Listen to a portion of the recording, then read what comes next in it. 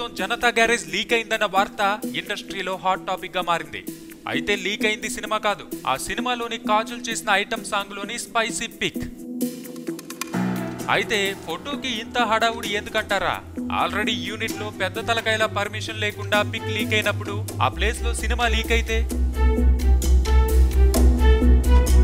ఎన్నో జాగ్రత్తలు తీసుకున్న విషయంలోనే సినిమా రిలీజ్ కి ముందు నిమిషాల క్లిప్ నెట్ లో హడావుడి చేసింది. ప్రస్తుతం జనతా గ్యారేజ్ టీం అలర్ట్ అయ్యారట.